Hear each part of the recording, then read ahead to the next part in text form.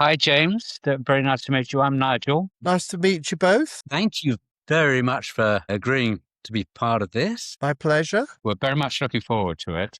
Shall we get going? Yeah, I think let's crack on. Okay. Hello, this is Nigel. And this is Colin with another Encore Years podcast. This is And about I'm retirement. James. And you're James. And this is about retirement and learning to love it. And our goal is we release a new conversation each week. So hopefully if you enjoy it, subscribe or tell your friends all about it. And today we're talking to James, who just has the most interesting career and retirement. So we're very keen to learn all about it and then find out advice that he can give us. Okay, so to kick off, James, what did you do before retirement? Well, I was a specialist dentist and postgraduate dental tutor and examiner. I trained back in the dark ages in the 1970s at Guy's, went into the hospital service, and in those days you either went into academia or you went into practice. So after my hospital jobs finished, I went into practice for somebody else, but I was never really happy. And with family help, I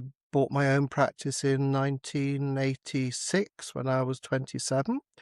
Stayed there for 32 years. Much of it was fun. Ups and downs, of course. We had so many recessions, staff changes. My late 30s, I think. I was late 30s. I started becoming bored with just practice and wanted to progress. And the first thing that came up, the EU was offering free retraining, and the University of East Anglia was offering an accountancy course, which I took up.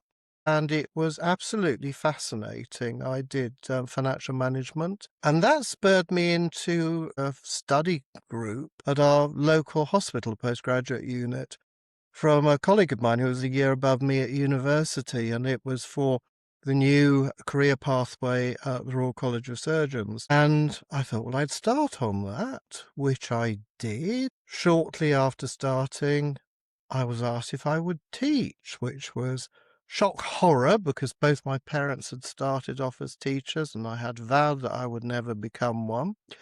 But I loved it and decided I would follow the whole career pathway, which took me 5 years, a huge amount of money, lots of exams, but came out in the end with various fellowships of the Royal College of Surgeons, which opened doors for other things, which was teaching, travelling, which I thoroughly enjoyed, and was a stretch. During that time, I was lucky enough to go back to flying, which I had done at CCF at school, and eventually ended up doing 4.5 days in practice, 2.5 days for a small flying training establishment, which was great fun. Met some fabulous people. Got me out of the practice, I think, which is actually quite good, because too many people have a career and never think of the what if you're ill, what if your business ends, what if finances change, which of course they did hugely. Cut a long story short, just before I was about to give a lecture at St Mary's on the Isle of Wight, the hospital, I had a massive heart attack in the hotel, which was an eye-opener. I was lucky enough to survive it. Fantastic treatment after being airlifted to Portsmouth, but it changed my outlook. And I think also because of all the plans on selling the practice and the rest, I was forced into getting a will, and through that company, the son of the owner turned out to be training as a financial advisor. So I took him on, and he's guided me since 2013. One of the most important decisions I have ever made. Having a We still financial work advisor. together.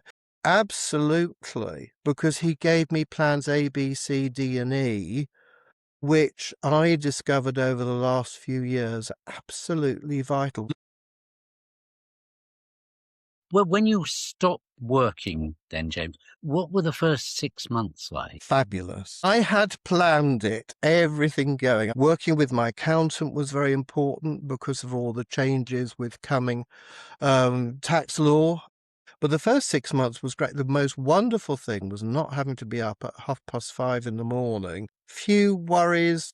Was I going to be able to survive on what I'd chosen to draw down from my private pension? I had my NHS pension, I had my state pension. So what would you say is your biggest achievement, your biggest post-retirement achievement? Refurbishing the house. Years and years ago, I had done evening classes in general buildings, so plumbing, wiring, plastering. And my house was built in the 1880s, and I've owned it since 87. During lockdown, I'd started on replacing ceilings, I'd redone the wiring, so I thought, right, let's take out all the plumbing, replace all of that. Odd ceiling come down, so the roof got done. Now, just changing because I was rather overweight and it looked as if I was going to need a hip replacement. I decided after a fall that I didn't want the bath anymore. So I thought, let's change it to a big walk-in shower, which I'm still doing because it's got more and more complicated. But it's having the time to be able to do it now and enjoying it.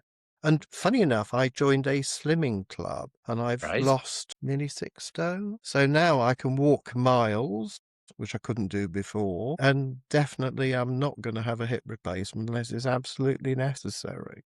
So living a life which I should have done perhaps a few years ago, and loving it. Right. Well, that's wonderful. And so if you were amongst a group of people and they all said, look, we've decided we're going to retire, what would be your big advice to them? Think of when.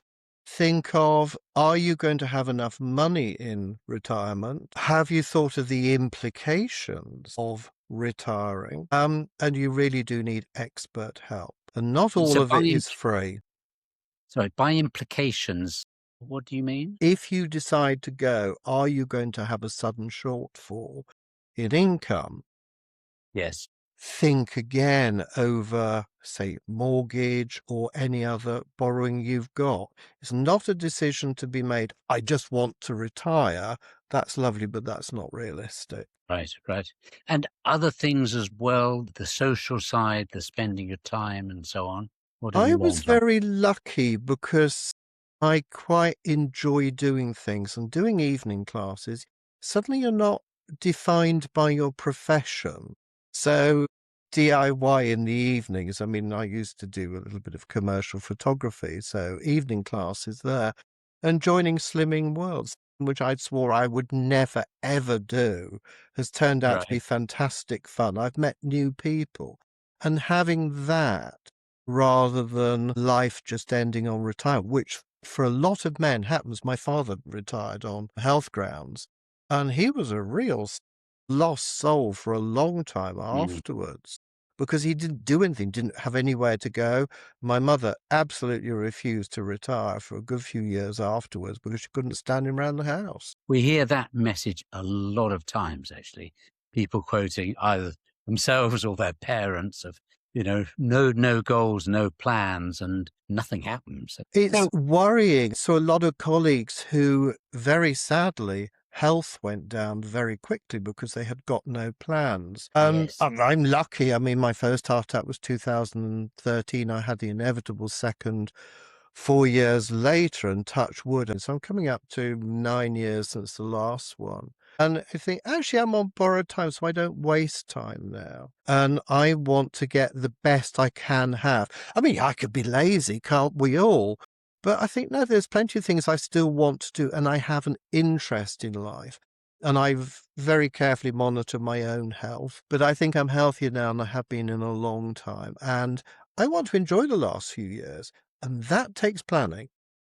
So what's next for you? I'm doing more on the house. I also have my beloved Malta, which I fell in love with many, many years ago, and backwards and forwards as much as I can. But it's just making sure that I have, as my father used to put it, tickets on the mantelpiece.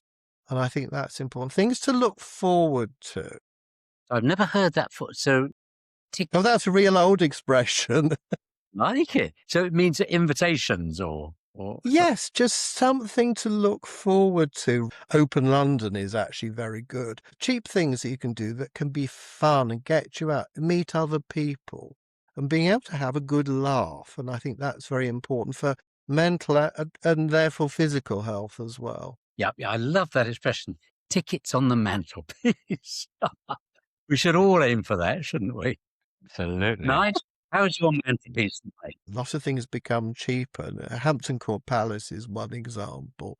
Mm. You can go on a certain day, and I like to go early before the crowds arrive, and it's great. You get the whole place to yourself with about 75% reduction.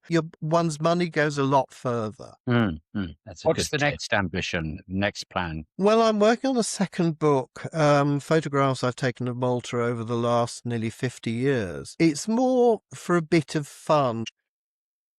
So I'm Wow. considered to be Maltese. I do manage the language, but not very well. But it's just, for me, I flip from one life to another. As soon as I'm on the aircraft, it's always the same seats, the same flight. I know all the crews. So that's my Maltese life, come back, and I plan something else. So that's certainly the tickets on the mantelpiece. Okay. Very good, Okay, very thank good. you. Yeah, but that's been so interesting, James. Is there any last thing that we should have asked or you'd like to add? I think it's always expect the unexpected. However much you plan, there's always going to be something else which is the spanner in the works. Take it on the head, go do something else. And a lot of things, when I was younger, I was adamant, oh, I'd never do that. Try it. Sometimes it is awful. You can have a good laugh about it, but sometimes you can meet some really interesting people, and that's something else to, I think, keep one alive. Yeah, good. Well, sounds great. Great way to end, I think. Thank We're you ever very so much. grateful to you, James. Thank you. Thank you very much.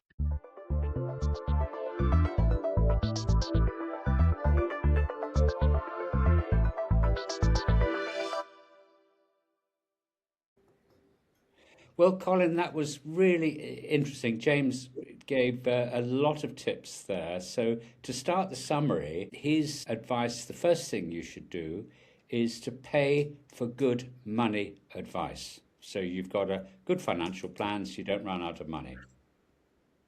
Yeah, no, I thought that came across very strongly. And the next one is sort of comment of don't waste time, tied into expect the unexpected. Because it's something going to happen unexpected, whether it's his heart attack or whatever. So expect it and do something else, and all linked into try new things. Try new things. What he did, two different things he did. One was he did a course on how to do up his house. So that was a really big step and a massive task. But he learned new things in plastering, etc. And he's also written two books. Yeah, it's another author night. You authors everywhere. Not more competition. Oh dear. And then the expression, I've never heard this before, tickets on the mantelpiece. And I don't actually have a mantelpiece, but I might have to build one or something. But the idea is always something to look forward to, whatever it is. And it's not talking about necessarily going to Malta all the time, but going to the cinema, the enjoyment of spending £8 with friends going to the cinema. So, very good advice, good tips. To have plans, exciting things, different things to do. I'd never heard the expression, and I didn't quite understand it to begin with, but I do now. You've got the tickets there for different things you're going to do. Great. Yeah, hopefully they're all gold embossed ones, Buckingham Palace or something like that. So if this episode has given you something to think about, then please do give us a thumbs up and then hit the subscribe, which just means that next time one of these happens, a little notice sent to you. That's very good. You'll love that. Yeah. Well, thank you very much. And so it's And that's it, brother. It's encore and out. Encore and out.